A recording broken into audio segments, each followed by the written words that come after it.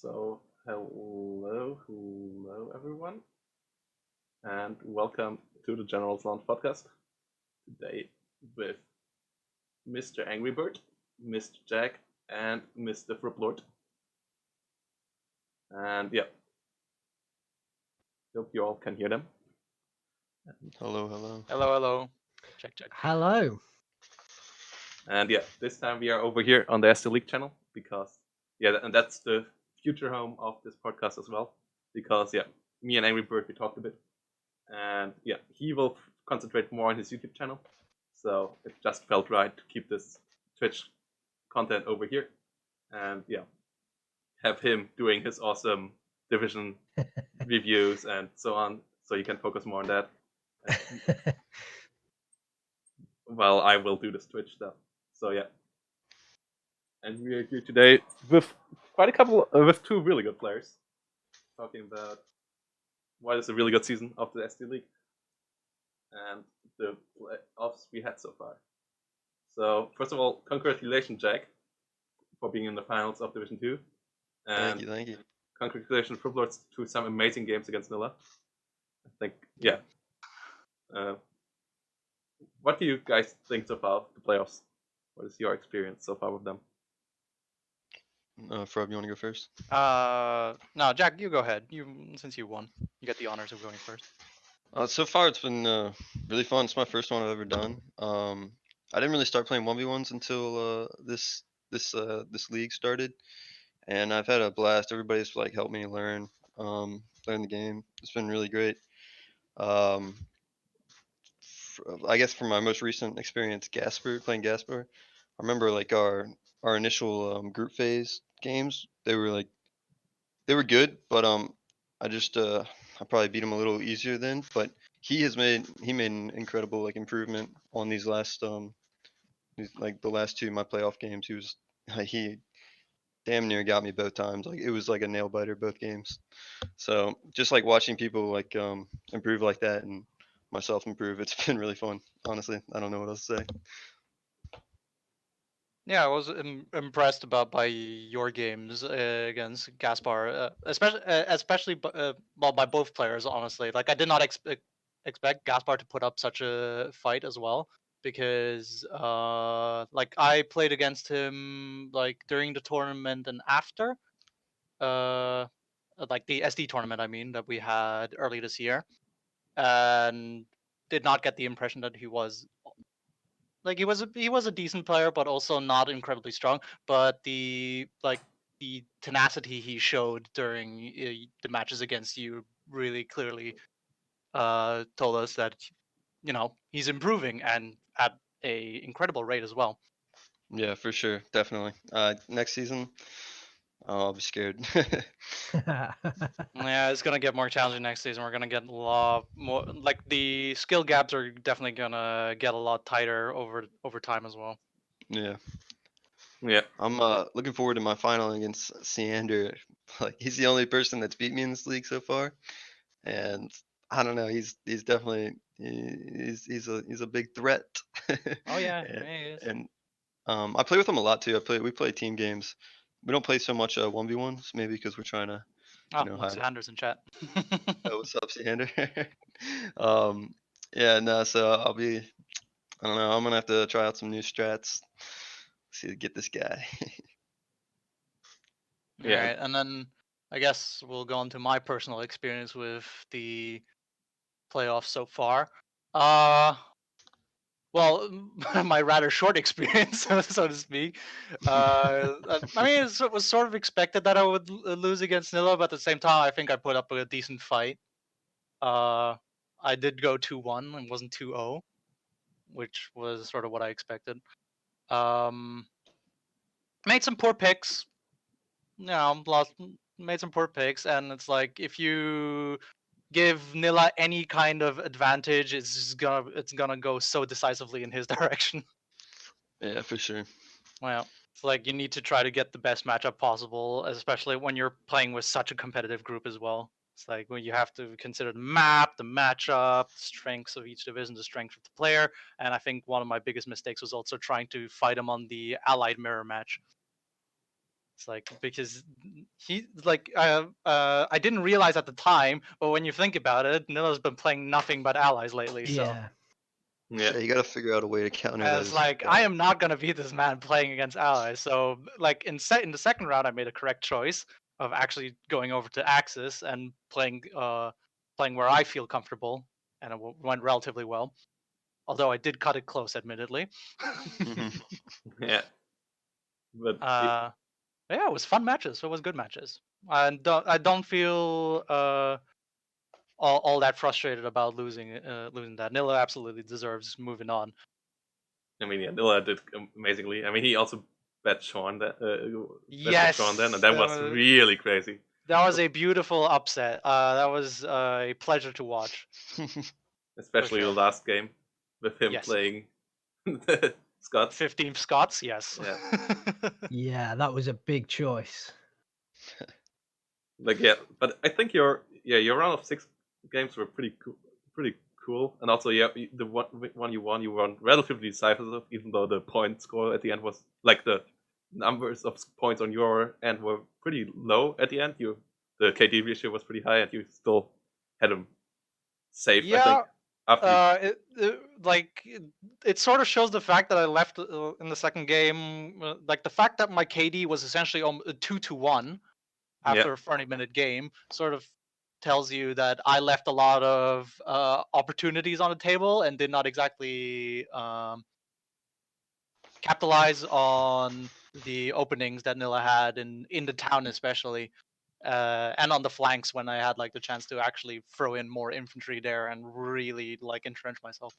Yeah, but it's always easy to say that from hindsight if you see It is easy to say both players. Absolutely. Like, But I think what that tells me is like I just need to get better at counting, because it was also one of my first times I actually played Rima Rapana in a competitive setting as well outside of quick play, and I was not very familiar with the cost efficiency slash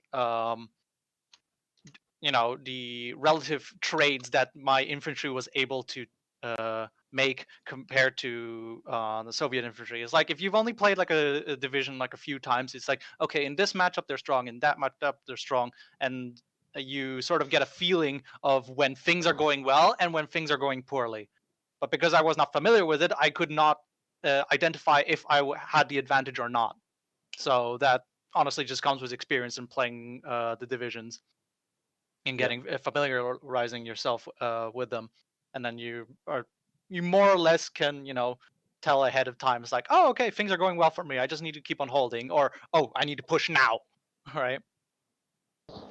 Yeah, one thing I learned is you just always got to keep up the initiative. You can never Yes. like sit back. It's especially playing against somebody like Noah. He will always be pushing you constantly. If he realizes that you're probably weak in one area, then he's just gonna be running you over in another area in that area. So yeah, that's what you gotta, and like obviously using like mortars and stuff, and smoke is so big. Like if you can like get the hang of using smoke as much as you can, it's crucial. Yeah, that's another one of my shortcomings in that game. I could have definitely saved a bunch of units by just popping smoke. I mean, you could see that in your semifinal, right? You versus Gaspar. Like, Oh yeah. in both games, your mortars were doing so much work for you. Like, Yeah, I always try and keep those mortars going. And it's worrisome because some people like realize that I don't have as much AA, so they'll start like they'll bomb my mortars, like they'll just like target ground. So yeah, I'm having to get in the habit of moving my mortars after a couple salvos. I think that was an issue for Nilla as well, that his AA setup is sometimes a bit too limited for him to save him in the meta that we have at the moment, with airplay really being pretty strong if you can get it out. Yeah. Airplay meta sort of killed me in my first round. Why on earth I thought Armia Craiova was a good idea against First Polish is beyond me. Well, hindsight. 2020. Mm-hmm. Yeah. Did you follow the other part of the Division 1 playoffs with ZZ versus US Presser John and Gonzo versus ZZ? I remember watching it, but I don't exactly remember what happened in them. to be So- entirely honest. ZZ versus US versus John game number 1 is not really memorable because it was 2 Wasn't minutes it a long. really fast one? Yeah, I think it was 2 minutes long or so. And then US versus John tapped out because all of his units pretty much died. What was the divisional matchup again? He played a third armored against. I don't know what ZZ played. Might have been Kurina. I don't know. Was it first Polish? Might have been first Polish. Yeah, it was some faster Soviet division. And he got in the better positions against the third armored and then just popped all the Shermans. Yeah, all I remember is that it went incredibly fast. Like before you even, it was done before like you even hit the third tick because so many of his units just wiped out as they arrived on the front line. It was a really rough game. Second game, I also only have vague memories of. Second game was It's already been a while ago. second game was 5th Viking versus 5th SS Viking. That was super crazy. Yeah. That went on for a while, didn't it? That it went on for an hour. Like this was the whole opposite of game number 1. It Yes. looked like it would be like game number 1, just the other way around, with US Presser John having ZZ basically on the ropes and then not finishing him off. And ZZ slowly but surely somehow grinding his way back into it.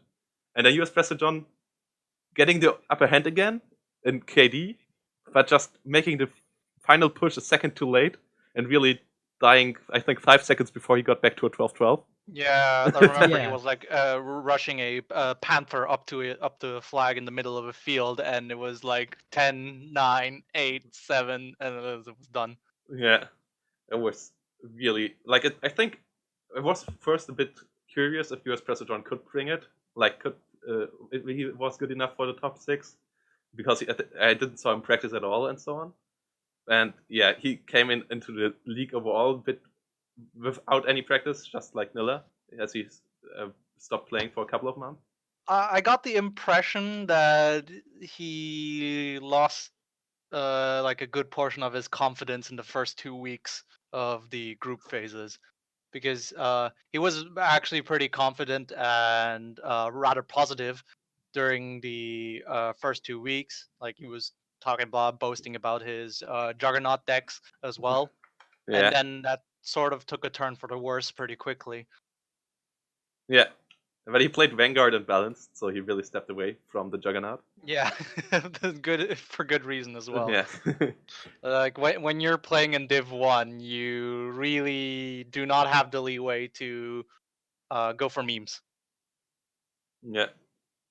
And then, yeah, ZZ, I think, was still the worthy victor out of this one. He really earned the victory there. Yeah, I think from what I saw from the predictions, most people definitely put ZZ over Prester John. Yeah. I mean, ZZ also already showed up pretty strong in the group phase, right? Yeah, he did. He Yeah. really improved over the last couple of months, as he really practiced a lot. And yeah, that you also were able to see in the semifinals, I think. It was also really interesting. I only saw parts of it because it was on Sunday, like, and it was Easter, so I had to do stuff with my family. But I casted game number 3, and that was already a really, really cool one. And yeah, the stuff I saw from game 1 and 2 was also pretty strong show of ZZ. So he lost at the end against Gonzo. Which was expected, I guess. Or did any one of you actually favorite ZZ in that matchup? Gonzo is too solid. Yeah, he's really clean. You've got to Although expect I must Gonzo. admit the match on sale was pretty exciting, where there was a lot of movement, lots going on, like constant flanking Yeah. of each other, lots of mobility. That was really cool to watch. But Yeah. like in no part of the game did you ever feel that Gonzo was on his back foot. Yeah, it was like always the trade just going ever so slightly in his favor. Yeah, then it was actually like from the very get-go. Like I believe Gonzo was playing flatline and They both ZZ were. was playing Vanguard, wasn't it? No, they were. Oh, right. Yeah, right. ZZ was playing Vanguard. Yeah. And like from the get-go, ZZ could not find any kind of like decisive advantage, and the longer it went on, the more you felt like, oh no, this is this is going downhill pretty fast. Yeah. Yeah, like, Oh, yeah. and then he had a couple of positions where worse players than Gonzo would have allowed him a comeback. Like Zizi really tried to find an opportunity, and he nearly got them, Yeah, but he did. Gonzo was just too solid for it. It was really an impressive play, show off his micro. Yeah, I- it was definitely a case of Gonzo was always a bit of a step ahead of ZZ in all match, even if ZZ like absolutely tried his best in that match. Yeah. And when I came into the playoffs, I feared that Sean and Gonzo, because of their ranking in the SD League, Elo bot and so on, I thought they would have maybe stomps there, and I feared that it might be more one-sided than I tried to make it. But in the end, I think all the playoff games so far were really interesting and pretty close, Yeah. at least when you see the series. Not the It games, was maybe. closer than anyone expected. Yeah. Yeah. Yeah, I definitely think that too. I definitely think it was really close. I mean, I thought Nilla would come fairly close, but I think I was expecting Sean and Gonzo would be way out front. But honestly, like Frubblord, you're here, but I'm not just saying this because you're here. But all 6 of the players, I think could have made it through to the final. I think it was really tight. Yeah, I mean, when you're in Division 1, it really comes down to the small decisions, honestly, because everybody in Div 1 has a very good understanding of how the game works and functions, and we've all got our like routine. Whenever we go into a match, we have our routines, and we sort of run everything through, and we hardly even think about the overarching stuff. It's really about the small decisions, every like splits, every like micro order we do, every division pick we make, every ban we make, and it is like a lot of that. Like in Div 1, the ban pick phase definitely decides a lot about how the match is going to go. Yeah. And that is the realization I've come to over the entire group phase and the playoffs as well, where it's like you no longer can just pick a division you're familiar with. You need a division that you can decisively beat and counter with.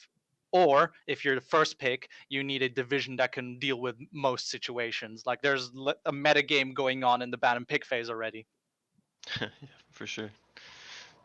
I've had trouble with like people banning like all my main decks, main divisions like constantly. So especially with this last playoff game, I had to play 2 divisions I don't play so much. Yep. So it's been interesting for sure. Yep. It's definitely a case of when you're up here, you can no longer just rely on a set of divisions. You need to be able to play every division to a certain degree. You need to be familiar with every single matchup. And I think as well, sometimes it's not necessarily just kind of being able to play the division, but just knowing the divisions as well and knowing what you're going to come up against. Yes. Like almost immediately, you can't. You've got to know ahead of time what the enemy's going to be bringing in. You can't wait until it's already on the battlefield and go, oh yeah, he's got T-34-85s, or oh yeah, he's got a King Tiger or something. Yeah, It's like as soon as the unit shows up on the map and you're reminded of it, it's already too late. Yes, Yeah. Because yeah. that unit is already getting its damage in, right? And I think in my second game against in my second game against Nilla with Rima Rapana against the 44th, you can tell that Nilla was actually pretty prepared for the matchup as well, with bringing 2 37 mil AA guns in, knowing that the Finnish are pretty air spammy but have a lot of relatively fragile aircraft. And like the very first aircraft that showed up, he shot it down. Yeah. Unfortunately for him, it managed to get unfortunately for him, it managed to get its bombs off and kill one of his leaders, which took 2 stars off his entire front line. So yeah, I'm pretty proud of that kill. yeah, that was really good. Later on, I actually also airstrike his commander as well. Yeah, which you can, so which guys, is so good. Who do you favor in Nilla versus Gonzo and Sean versus Lily? What are your predictions for that one? Gonzo, no doubt. Yeah, I mean, you've got to give it to Gonzo at the moment. because I mean he won both the group matches against Nilla, but Nilla wasn't really as prepared, I think, at that point as he will be, on Saturday coming up against Gonzo. So yeah, I still favour Gonzo, but I think it's going to be tight. It's going to be real tight. Yeah, but I'm definitely going to be rooting for Nilla for sure. I'm like underdog all the way. So, What do you think, Jack? I don't know. I haven't really watched much of Gonzo play. I've played him a few times, but he's always been using kind of like kind of worse deck, like 126. When he shows up in quick play, he never picks anything decent. Yeah, exactly. So I can't really. I think the man's a bit bored bored with playing strong divisions in quick play. For sure, yeah. So I can't really judge his like real strength. But I don't think he's there's definitely any. good, obviously. I don't think there's any Steel Division player with more coverage than Gonzo. Yeah, and Like, sorry, Yeah, since SD44, yeah. and Sean versus ZZ, guys. I think Sean was the favorite for, like, is still the favorite, but and ZZ like 3 weeks ago said he never won against Sean before, and then I was like, okay, that's pretty one-sided. And then 4 days ago, Sean uploaded 2 games into the Interesting Game channel, and both of them ZZ won, and I was like, wait a second. Has ZZ now a shot against him? Will this actually be a tight series?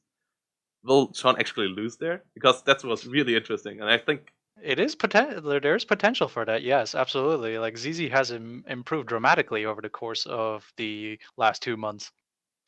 So yeah, I mean, I would definitely still pick Sean as the favorite in that matchup, but like I said before, all of these players could have, the results could have gone either way. And I think Frubblord's right. There is a lot in it on the pick and ban phase as well, and just the mindsets of the players on the day. I mean, on one day you could get one result, on another day you could get a different result as well. So I guess that shows how good the players are and how tight the group is, which is great. It makes great watching. It's also like and it's like using I wasn't feeling that well that day as an excuse. It's like, well, your opponent's not gonna wait for you to feel good about yourself to go into a match. So it's really, you need to get yourself in the correct mindset and really think about the match and just blind everything else. Like, forget that. Like, I had a shitty day. Who cares? I'm here to kick some ass. Let's go. Not to think. Unfortunately, I did not put enough thought into the match I played, but some things you remember better by getting your ass handed to you. For sure. Yeah, it's also really helpful lately for players who want to improve that the top level players now share more information than they did before about the game. Like before, you could ask Gonzo and so on in the SD League channel anytime, and they would answer you stuff. But now they also appear like here, like you to do, or on over at Tiger's channel. ZZ and Gonzo were talking about their games and their decks yesterday and the day before, and they will do it Friday again with ZZ, Nilla, Gonzo, and ZZ, Nilla, and Gonzo already confirmed, and Sean even might join them as well. So the top 4 players of the league might be all in one round there together talking about the deck. So if you want to improve in Steel Division, I think that's the best cast to join, the best Twitch stream to join. Absolutely. And, I think that really helps out improving the level of play in Steel Division. I don't think we had that in Steel Division 144, which was a big reason why Gonzo and Lohati and so on were so much ahead of the rest, because we didn't had so much meta talk and so on. I mean, we with the increased size of the league as well. We also have a lot more people interested in understanding this game, which means naturally there's going to be more people asking questions. And if you want information to be swapped out, people are going to have to ask some decent questions for beforehand, right? I was like, what's this division about? How do I make it work? Could this unit work? Is this any good? Here's my deck, guys. What do you think about it? What can I fix on it? and immediately you will have at least 2 people saying, you know what, you might want to add a little bit more infantry into A. You're looking a little bit thin there, and stuff like that. This is great. It's an active community, which is wonderful. Yeah, it's also, I think, a good thing for the state of the game that a good show that a player can win with Vanguard or with Balance or with Maverick, like that there's variety in the decks. Like yet someone can play with 15 Scott against someone like Sean. Yeah, Stuff like that. Like everything is to a certain degree viable, except for Juggernaut. We forget about that. Yeah. I think it's so important to the state of the game to have top players, doing what's happening now, revealing information, helping players out, and all of the information that's going out there, because this game, it has such a hard learning curve, so you have to catch people early, because otherwise they will leave the game because of the learning curve. So it is, I think, like you were saying, Pro, it is really really important to have this kind of stuff happening. Yeah, it's definitely helped me learn the game for sure. It's also, yeah. Shout out to Time to Collision there, pointing out that he just won a playoff game with Juggernaut. But yeah, that was on a map that really allowed that against someone who played Balance. So I think that's the only map, like a river map against someone who plays Balance is the only matchup was where it you can play Krupa? Juggernaut. Was it Krupa or was it Bobro? I think it was Bobro. Okay. But yeah, I think it was Krupa, actually. I might be wrong. yeah, it was Krupa. Yeah. But yes, he also Krupa has spawned a newborn hatred for that map. he also asked about cannot- the meta tier list, and I am planning on doing a new meta tier list after the playoffs have finished. Yeah. So my plan is to ask the top 6 players. So obviously, Frubblord, you're one of them in this playoff stage, and hopefully we can put a new meta tier list together. Yeah, So that is on the will way be as fun. well. Yeah, absolutely. Yeah, and then let's go to Division 2, Krupa Manstein, with also a really interesting final. There were some interesting things happening here as well. Yeah. Yeah. Like already the round of 6 games were really interesting, with Gaspar taking out Metal Face and Seander taking out Gove, which I think Seander was the favorite there, but Metal Face was for sure the favorite in the other one. Gaspar really taking him down there in a really close series as well. I think it could have gone the other way around. But yeah, all of those 4 players were pretty much neck and neck. And yeah, Seander really showing up, also beating Tunic afterwards. And then the game Jack he got was pretty stuff good I really talked about, I think. Tunic getting really pissed off after that one, but yeah, I think threw it away a bit. Like Tunic actually left all the SD discords. Oh really? no! Oh dear, was that bad? Yeah, it was that. I don't think it was Seander bullying him though. I think it was first of all the mistake of Tunic not banning 78 in one of the series. And then not dear. banning Third God Tankor. No. But the other, like in the other game, Wasn't just Seander playing better than him. No, it wasn't. But the one against 78 was just So I have a question. Will me and Seander be moving up to the yeah. Okay. You will be in the top division for next season. Oh, cool. So yeah, Wow. congratulations to that. Thank you. Yeah, I think you both showed in the semifinals that you're good enough for that, for sure. That you can stand your ground. I also saw some results of you playing against guys like Frubblord or Lossa, I think. And yeah, you can for sure take them. So I think you're both well placed up there. Cool. I think with you two up there, I think it gets even more competitive. With the 2 dropouts being Neff and what's the other guy that will drop out? Was it Halbrek? Yeah, Halbrek. Yeah. Commiserations to him. He had a rough time. Yeah, he had a really rough time this season. Yeah. I hope he comes back though. Hopefully he will. He's been watching some of my YouTube videos. I've seen his comments, so hopefully he'll get some motivation and head back in.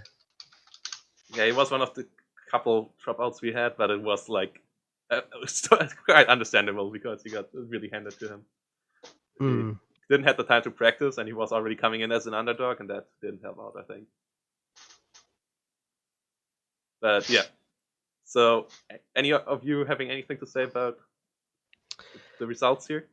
Anyone expected Go for Metal Face to go deeper? Well, I would not have predicted the final, that's for sure. But yeah, it's going to be great. It's going to be an absolutely fantastic final. I mean, the both the top two divisions, the three games we've got left, the final, the bronze match in Group 1, and the final here, they're just going to be such good games. I couldn't call it between Sahandor and Jack. So yeah, I'm just going to be really excited to watch them. Yeah, I have no idea how it's gonna turn out. Sander absolutely toasted me our first. It was my second series I did in the league, and he wrecked me in 2 games. It was bad. Don't worry about it. First round is data. Yeah, exactly. So actually, it's not data because I accidentally freaking lost all my replays. So I'll be going in blind again. He worked from memory. I'm sure somebody casted it. Yeah, and you can also just download them out of the Yeah. files out of the channel, the Discord channel. Oh, Yeah, yeah, the replay probably. channel. Yeah. Yeah. Also, really, thanks again for dropping in as a like for a dropout into the league. And when you lost your first game against him, because it was your first game, right, in the league, I was like, yeah. Oh, it's my second. It was like My first one was with Idris. Yeah, I was like, yeah, this guy he looks good, but he doesn't look amazing. So I think he fits in group number 2, but I guess he will like get 3rd or 4th place, like maybe make it into the playoffs, and then you turned it up to 11 and just crushed everyone else. And I was like, oh damn, that guy's a contender. Welcome to the big leagues. Yeah, buddy. We earn a total of $0 here. Bro, that's Well, what I'm no, making right now. that's not true that's anymore, not though. true, is it? Since we have like the prize pool with our tournament, I completely forgot. Yeah, we have a $350 prize pool by now, and yeah, the winner between Jack and Sander will at least earn 15 out of those. So it's not big. Yeah, it's at Sander, least that something. $15 mine, boy. Next Money! DLC ordered. We rolling in cash now, boys. And that will at least be, as of the state of now, $2.50 more than Frubblord earned here, as his price so far is at $12.50. So yeah.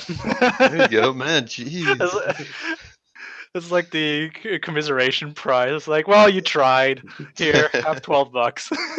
But the top is at $100 already. So yeah, that's Yeah, see. pretty impressive one. So yeah, Jack, Nilla, and Gonzo really playing for something there. And yeah, for Charles, yeah, for everyone who is interested in when the finals will be, they will be at 5 p.m. CST at Saturday and Sunday. The Division 1 final being at Saturday and the Division 2 final at Sunday. So yeah, check that out. And yeah, let's move on to Division 3. We still have one semifinal to be played there. I think that's a really interesting semifinal because Gearhead, I think we all would put him here as a favorite for the whole league. But Conflict Depression and White Eagle really improving a lot, so they both might have a shot against him if Conflict Depression loses there. Anyone of you played against Gearhead lately? No, I haven't. I've seen him. I have him on the Steam friends list, and I've seen him playing a lot of SD2, but I played with him in a I group haven't game played against recently. him really. Yeah, he's pretty good. Yeah. Like I had him in. He also came in as a replacement, and I was like, "Damn, do I put him in Division 3?" The other option was at that time a player that was a beginner, so I was like, "Yeah, okay, I cannot put that guy into Division 3." So yeah, I guess I put Gears in here, and at the time I put him in. He was clearly the best player in the group, but that was like week 1, and since then, players like White Eagle improved so much. So Yeah. I'm really interested how they fare up against him now after the 5 weeks, like, because I think that's a really good show of how much people can improve over such a relatively short duration of time. Yeah, I mean, you just have to play the game and also watch everybody else play and see what they're doing and sort of take that as inspiration, because White Eagle's pretty much been sitting in every single stream you guys have been running, so and watching all the games and seeing all the matches and asking the right questions. So Yeah, I think it's the same as for Crippling Depression. Also Yes. watching all the YouTube videos at least. and sitting in every Twitch channel he can grab on. So this is really interesting. And yeah, it's really cool to see White Eagle, who was like really fresh to the game and was totally crushed in his first game, now actually moving up to Division 2. And he totally fits in there for next season, I think. Because that's already safe as him being in the finalist. Even though Gensei kind of threw the semifinals with his picks there a bit. Oh Like, yeah. Oh shit! It was that match where he didn't ban for GTC, wasn't it? yeah, that was that one. Ah. Yeah, White Eagle also not banning it in the first game, but that was on Cell. So yeah, even on Cell, you should ban Third Guard's Tankor. On any map, it's a must ban. That division is just far too good, and it's like it in the first match. It hurts me that it hurt me a lot that Gensei picked 126th over for GTC, which is like he picked one of the worst divisions, even though he had the option to pick one of the best divisions in the game. And then the second match, I believe what he said was, I did not expect him to pick for GTC. Yeah. Oh Which is dear. something you should never not expect if you leave it open. I've met, and ever since then I've been like more or less telling everybody and shouting it out into the air, like, please, like, take your bans and pick phases seriously as well. Like, you cannot just hand your opponent the win. First of all, it's gonna make the game rather unfortunate. Like, you're playing in an environment with a lot of equally skilled players or relatively equally skilled players. You do not want to be giving them any kind of advantage whatsoever. You want all the plus points to be on your side, and if it's an even match, fine, that's also good. But you cannot just hand them, essentially the keys to their victory. So you please take your bans and picks very seriously, even the map bans, because it's like if there are maps you really have a hard time or not familiar with, you should be banning them. Yeah. Yeah, it's just a few broken maps that I always ban. Yeah, Shedelse, for me it's Krupa lately as well, because I've never performed well on that map. Then it's Gora Kalwaria. It's mostly river map. Ostrano. Yeah, well, it's mostly river maps with bridges. I really Yeah. like those maps, honestly. I love river maps, but yes, I get it. If you're not good at them, you should ban them. Bobber is the only river map I actually do decently well on, but that I actually like that map because there's enough options and it doesn't bog down as much as the other ones do. Yeah. So yeah, let's move on to Division 4, where we have Time to Collision in the finals already. Also a top contender for most watched hours of stream. Like, yeah, he really, really followed everything that went on in the competitive scene lately, and really got a lot of information. So it shows he really got good, and like his micro didn't improve too much, I think, but he really understands the game now. You can really see the macro game's getting better. Decision making is improving. Yeah, the decision making, and that's why he got the 2-0 victory there versus Stockton, who is not a bad player either. It's a bit sad to see our Korean hope there dropping out, but yeah, Time to Collision really putting in the work, and he also got that all back on the back of recovering from coronavirus, so that's even more impressive, I think. Yeah, for sure. Definitely, he caught the plague and survived. Lives to tell the tale. Yeah, and then Ludoyad versus Vasily, with Ludoyad, who we haven't seen him yet in the playoffs, and it is a while since we saw him. But yeah, he was also one of the players that he lost his first game and then won the other 4 in like really impressive fashion. And Vasily is a good player, but I really have to give it to Ludoyad there. I think he's really a tough one to beat in the Division 4. Anyone else? Yeah, I think I'd agree with that. I think Ludoyad is probably the favourite against Vasily. I mean, it'll be a tight match, but I think Ludoyad will probably win it. And probably my bet's on Time to Collision for the final. I think he's a very good player. Frustrating to play against. If you saw me play against him, I got a bit salty, and but he's definitely deserves to be in. Whether he wins or not, he definitely deserves to be in Division 2 next season. So 3 that we'll- is. oh, is Yeah, it? this is the 4th division. Yeah. This is Division No, 4. this is Division. Oh right, okay, sorry. So yeah, but he definitely deserves to move up for sure. For sure. And I don't know many people in this division, but I played against Ludo Chad in some ranked games, and he's definitely good. He's got good micro game knowledge. I'd put him as the favorite here. Yeah, I'm really looking forward how the finals play out in this, and I really looking forward to see all these guys in next season, because they are all like, you can see this really steep learning curve there, like improvement, the improvement of players like a lot or GG Kringle is just amazing to watch. Just shows that if you put your mind to something, you're bound to get better at it as well. Just keep at it. And for me, it's just playing games. I think Yes. just playing games. I mean, I know I saw White Eagle comment that he tends to watch a lot of games. That's definitely helps, but I think, you know, the more practice you get, the more 1v1s you play, you just start to get into a groove, and that really helps out. Yeah. You can definitely tell players that have had some pre-practice before the start of the season compared to someone who's gone in kind of fresh without any pre-games. Absolutely. And I mean, the more you practice, the more you automate the things you shouldn't be thinking about, like like just all the stuff concerning micro most of the time is like, the long as you don't have to think about that, you can just concentrate on like the important stuff. Okay, like what kind of unit composition do I need? Where do they need to be?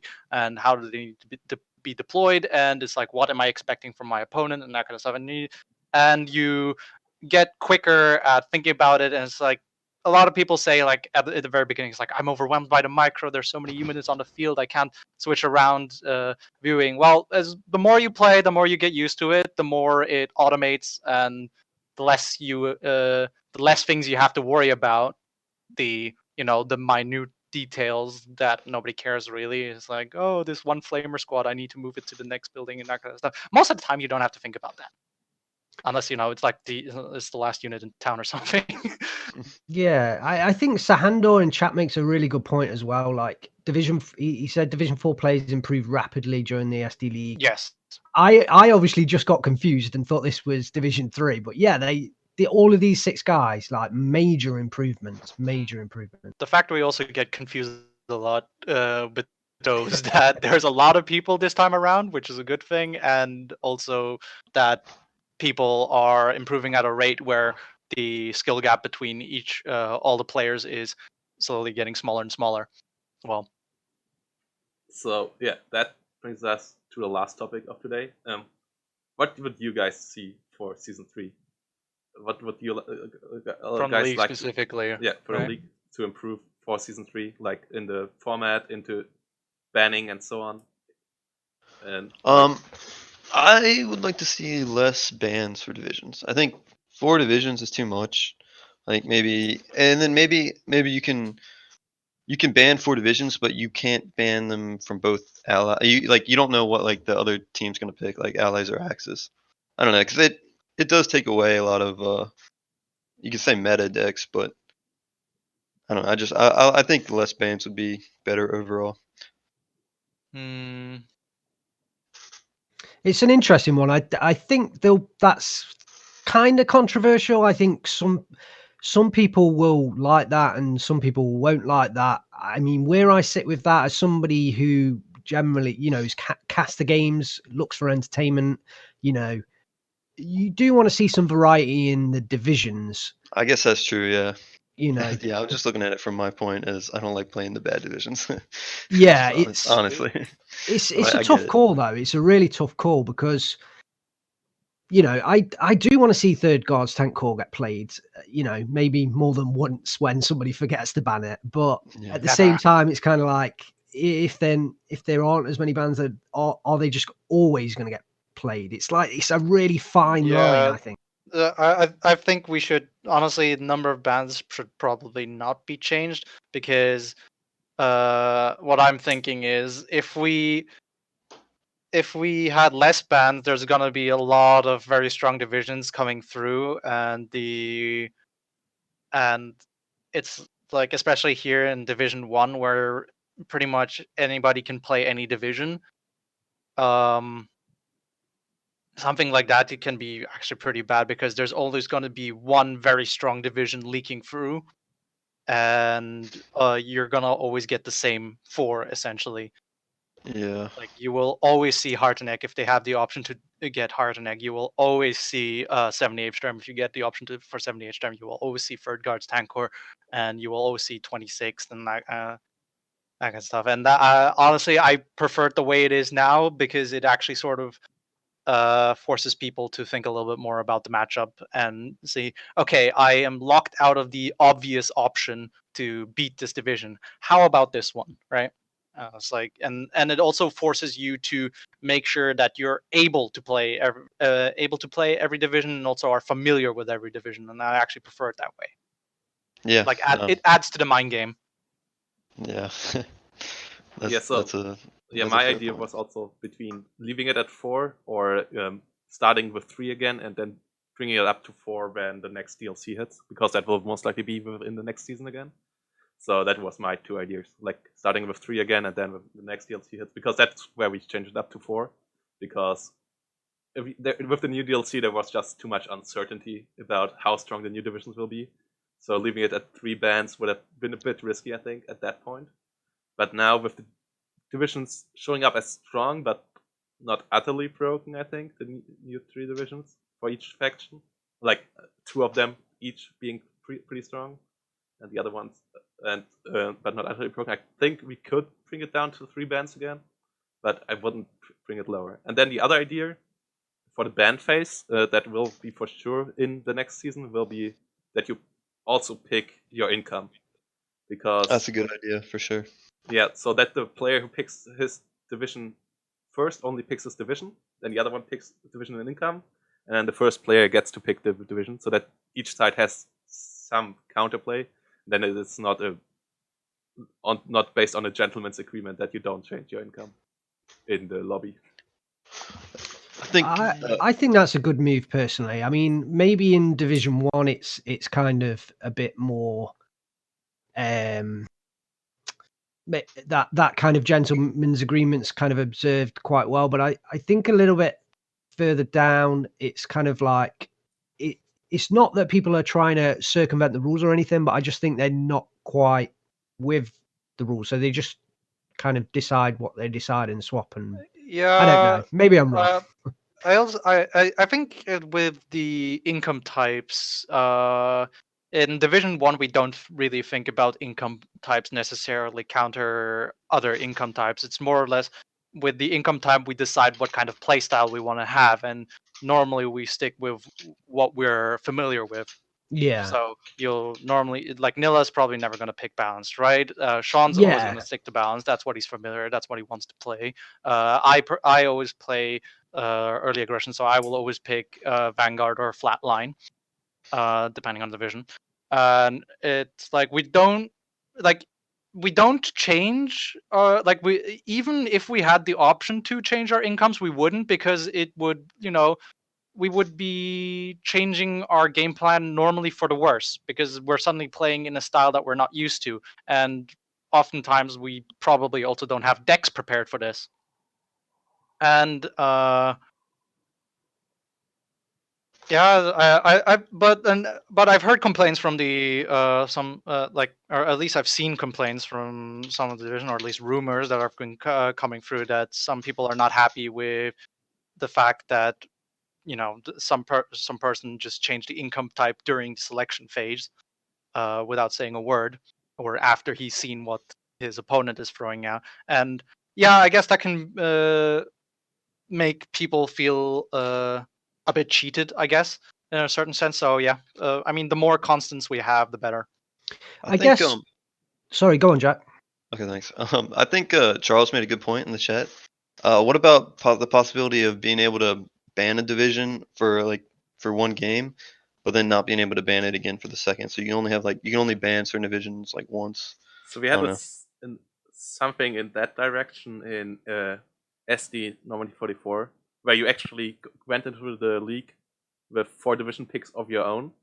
Like you logged in with 4 divisions, Okay. and then your opponent was able to ban only one of them, and then you choose out of the other 3. So that way and then you had to change between your 2 games. You had to change your 2 divisions. Like That's pretty cool. That was a pretty interesting flavor, but that was really hard to manage. And then everyone was like always looking up the divisions of the others, and we also saw a lot of meta play there because it was really like only players logging on with the top 4 divisions, most of them. So it was not as much variety. You'd likely see the same problem in SD2 as well. Everybody's just gonna throw in the top 4 divisions and probably never switch away from it. Yeah, luckily in Steel Division Normandy 44 we don't have the issue. In Steel Division 2 we don't have the same issue as in Normandy 44 with allies being superior to Axis in a big way. Like I think actually it'll be nice to see whether the new DLC changes some things. I know it's going to be a long way off, but we're getting a lot more divisions now, and on certain maps like Zell, for example, or Boba and Krupa, things like that. I'm wondering whether the division choice on particular maps is becoming more important than just banning, 78th Stern and Third Guards Tank Corps. So, like, we have divisions like Rima Rapana, the 1st Polish Infantry Division, Army of Krakowa, that are really specialized. So I just wonder whether maybe even another DLC in the future will add some more divisions that are highly specialized to certain maps. And although they're going to get banned, so you might not see them, it might take away some of the bans from the kind of meta divisions on other maps, if that makes sense. Maybe yeah, maybe I it agree makes with that sense. actually a lot. I think yeah. I think divisions, you can't play Sturm on every map, and you can't play you couldn't even play Viking on every map. I mean, I don't agree I with don't that. I could play Sturm on any map. I mean, But I think on Zell, I'm starting to think that Sturm is not a good pick. I mean, I know it's got the massive infantry, but the vehicles just do not work on it. And yeah, the you need some infantry light is so vehicles. expensive. You come up against the Rima Yeah. Rapana. I don't think Sturm, would I don't would agree with 78 would Sturm win. being that OP, to be honest. I know a lot of 78 people Sturm do. is no. I still think 78 Sturm would win any matchup on that map. I Like, beat 78 Sturm with Tyrannia on that map, so I'm gonna disagree with you there. yeah, I mean, it also comes down to the skill of the player, but I don't know. I mean, who that's you were what playing everything against. comes down to, too. I don't know who you were playing against on that map, but I like even if that were the case, I probably never let anybody have 78 for Third Guard Tanker under any situation or any map. I just don't want to deal with it. yeah, Their loadouts are just so oppressive. The way I play, though, I mean, elite infantry, you can just RD them a few times, and then they become useless.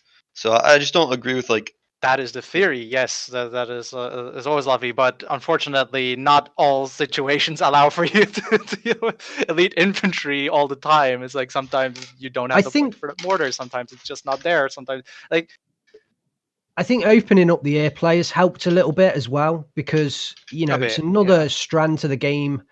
I think the whole patch, I know it's still, in a bit of flux with the air balance, but I think opening up the airplay was a big move, and that might shake things up. Hopefully once fighters are fixed, we'll have a proper kind of gauge on how the airplay is. But I think that's starting to open things up a bit. And maybe if Eugen make a couple more changes, we might get to a point where actually, Third Guard Tank Corps 78 Sturm aren't the be all and end all.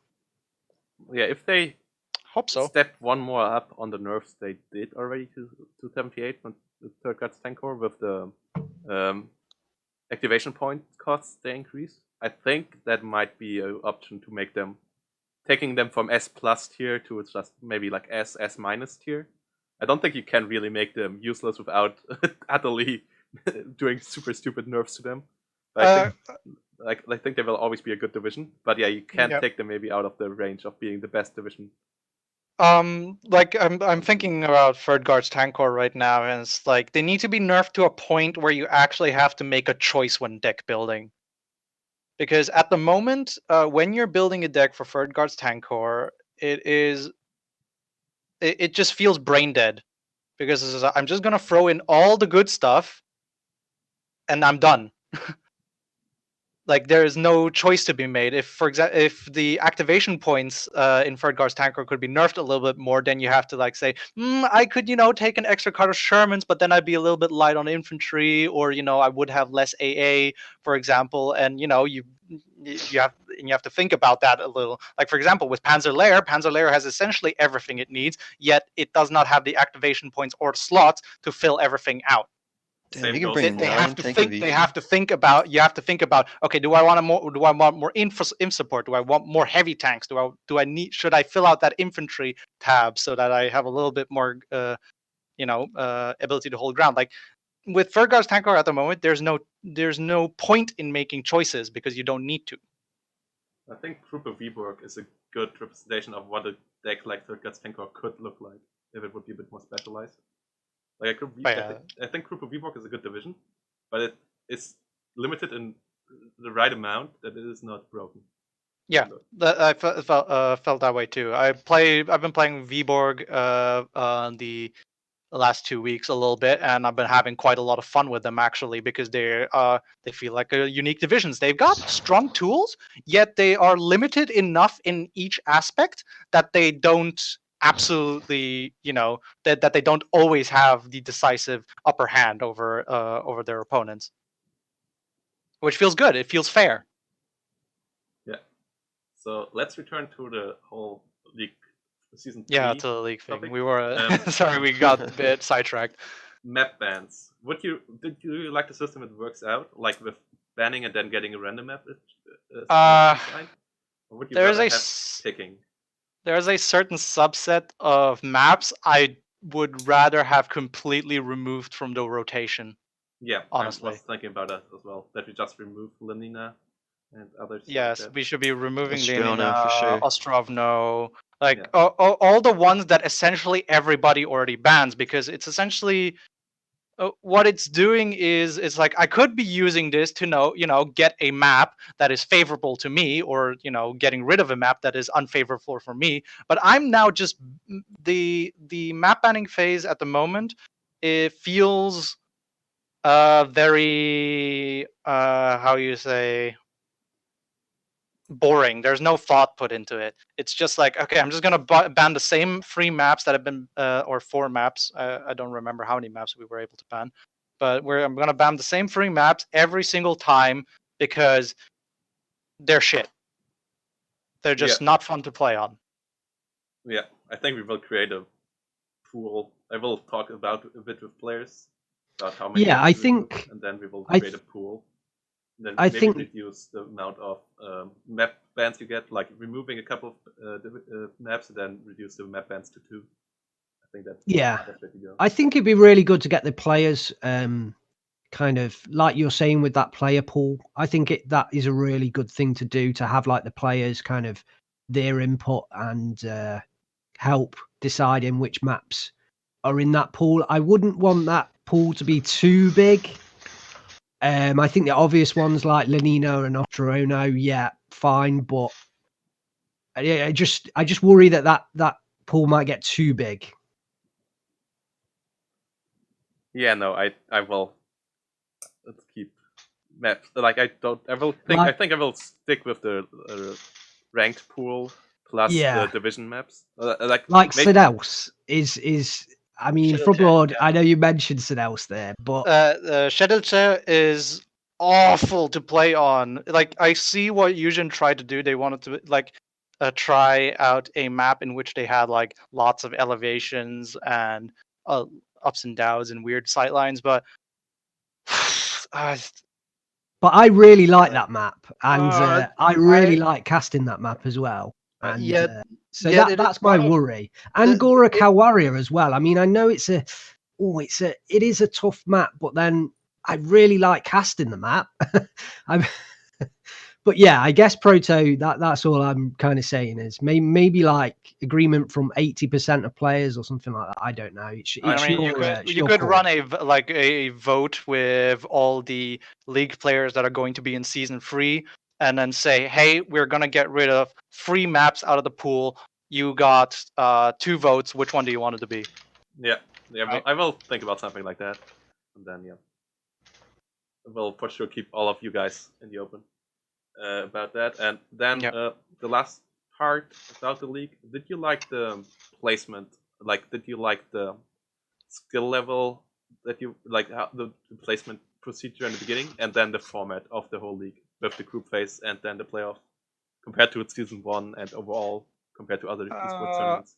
I mean, I can only speak for Div 1, and Div 1, outside of maybe Halberg having a really rough time, I think it was like the pooling was mostly correct for sure. Like we were largely on a rather equal skill level, or outside of maybe Gonzo, the kicking everybody's ass. No, it felt balanced and fair.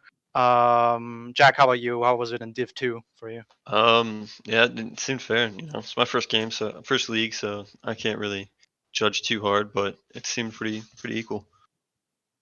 I think, I think overall, I cast League One. I played in League One as well, and for me, the format is just so much better than League One.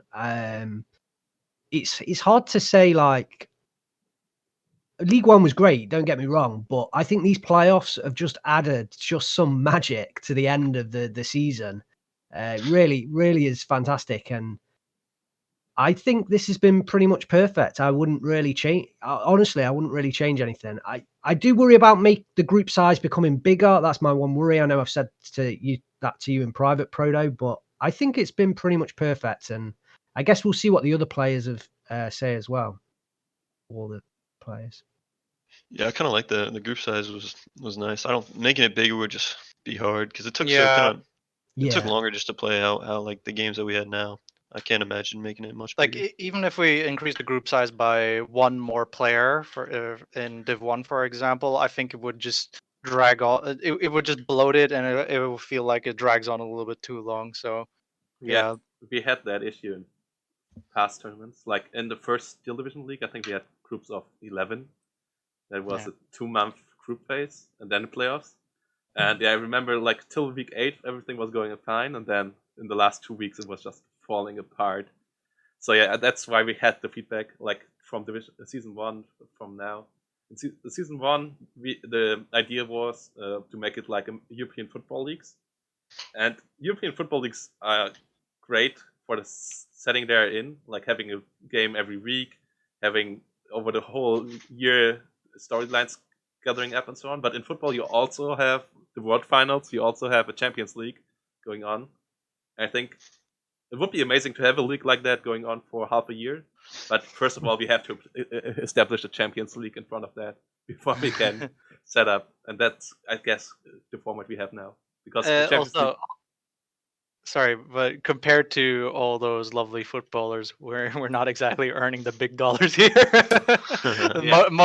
Motivation, the problem of motivation becomes an issue when it drags on for like half a year, and we have holidays, we've got families, we have jobs. And it's like we don't always have time to play the game, unfortunately. And it's like, and also for another fact, we don't always want to be playing the same game as well. Yeah, and like that's why we changed the playoff format so that we have a final to go for.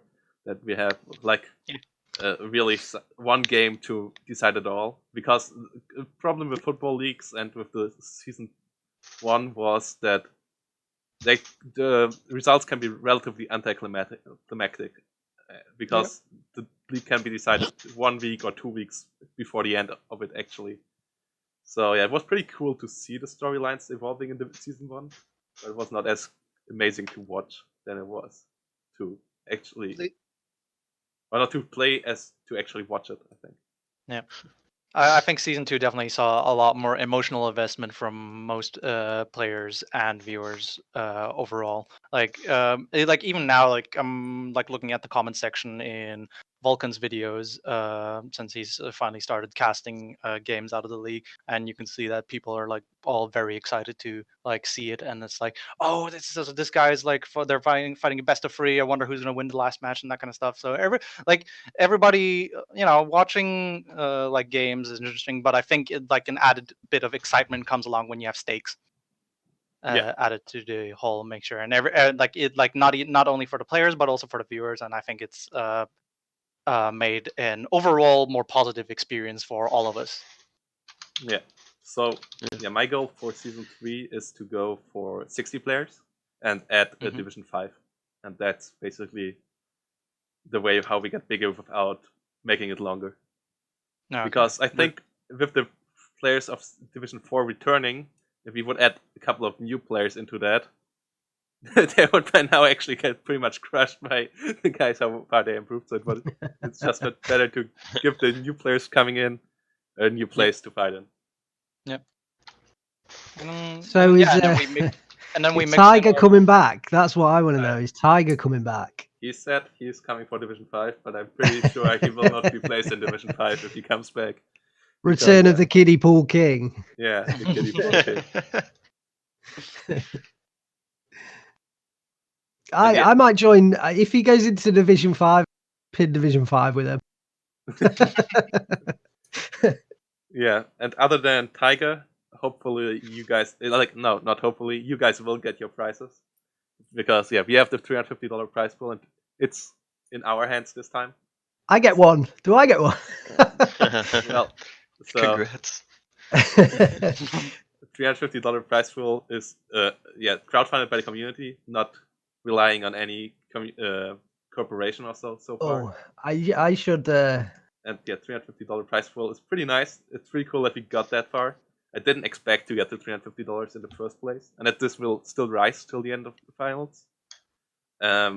Because there's still some revenue I have to put in it from Steam, from Twitch, and I hope some more people will donate to it, because the finals the semifinals we already saw were already amazing enough that I could see people giving more into it, and I hope more people will get interested, get to see the league thanks to Vulcan and so on.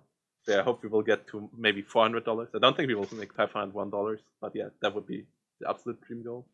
And I think we will also do a crowdfunding again for season 3. What do you guys think about that part? Yeah, I just have one very important question. Can I win both the lottery and the division money? Yeah, you can. Can I win all the money? You can. Everyone can win the lottery. That's how it's set up. So to not make you like it would otherwise be around maybe shitty for you to win the $15, and not be able to win the $20. So that's why I opened the lottery up for everyone who finished all their playoff games. And if you don't want to be part in it because you say I don't want to have the $20, I would rather have someone else have the chance for it, let me know, guys. I will just take you off the list and then DM me on the Discord. That's to all the players out there. I already got a couple of DMs, direct messages from a couple of players. So the list is not 48 player long because a couple of players dropped out and then a couple of players already from the list. So the chances are relatively good, better than in normal lotteries, that you will get your $20. I think that's really, I really like that someone brought that idea up, because I think that's a good motivation for everyone to finish all their group phases, even though they're already out.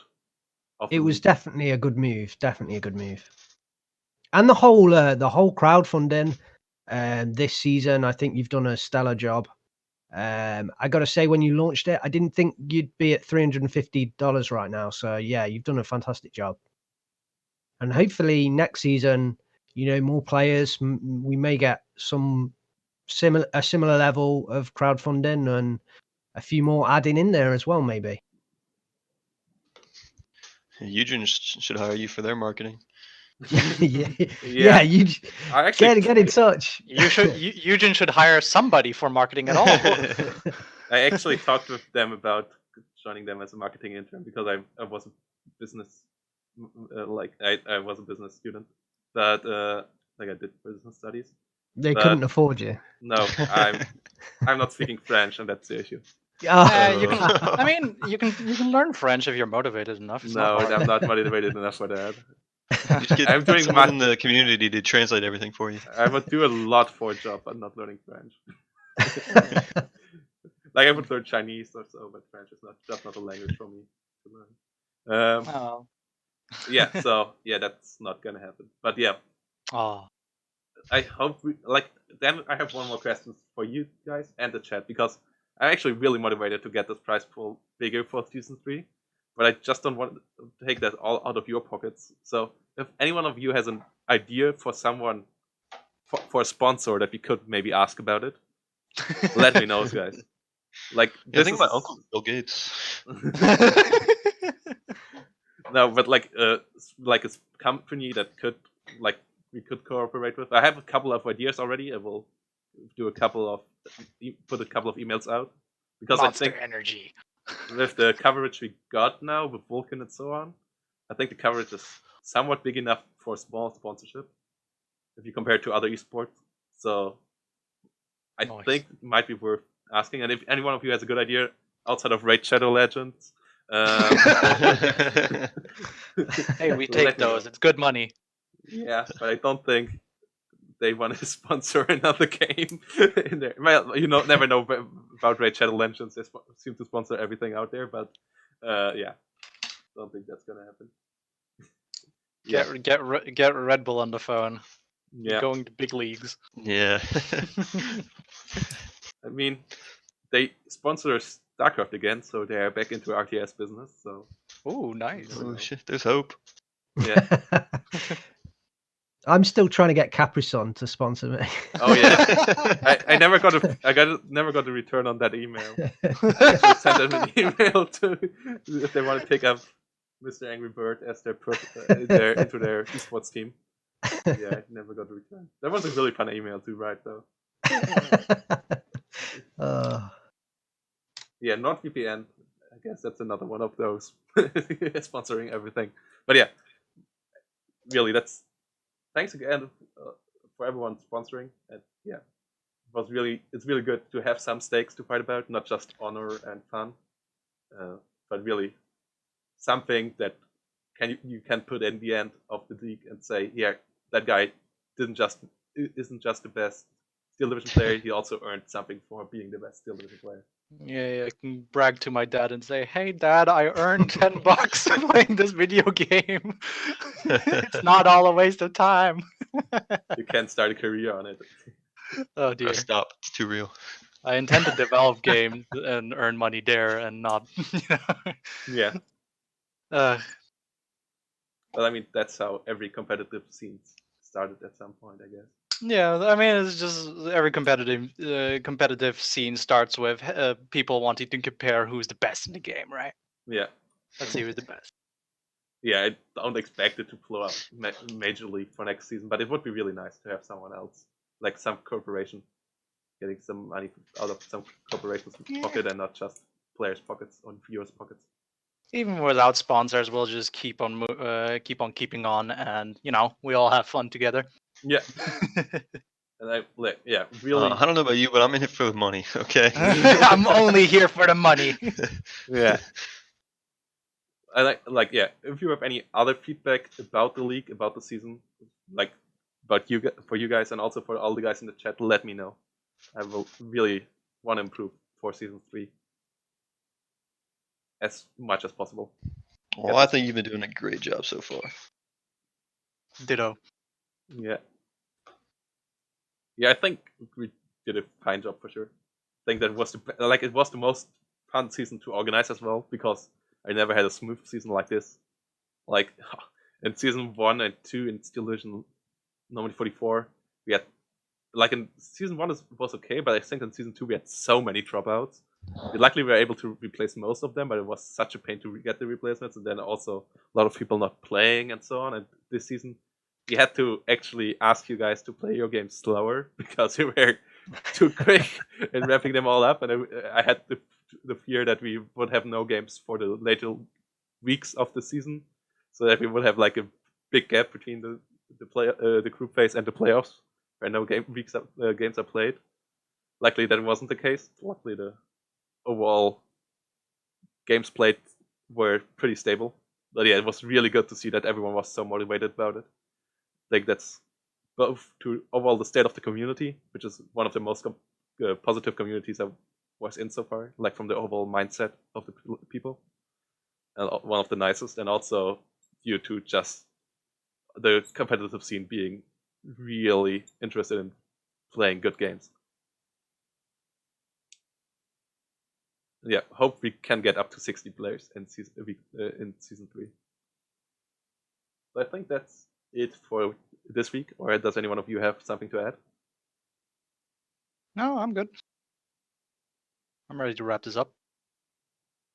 Okay, then one shout out to Angrybird's channel, guys. If you don't know Angrybird yet, check out his Twitch and his YouTube channel with !Angrybird in the chat. That brings you to his YouTube channel. He has really, really good content. If you want to improve in Steel Division, check out his deck reviews he does with some of the best pro players out there. Yeah, there'll be more coming as well. And yeah, other than that, thanks you guys for being here. And yeah, thank all of you guys for watching. Hope you had a lot of fun as much as we did. So yeah, hope. Well, thank you for having me. Yep. Good luck in the finals, Jack, on Thank you. Sunday. Yes, good luck. I'll need it. Yeah, and then I hope you will face Mr. Frubblord in next season. Really looking forward for that. Good times. Yeah. All right, Okay. guys. Adios. So yeah, here we go.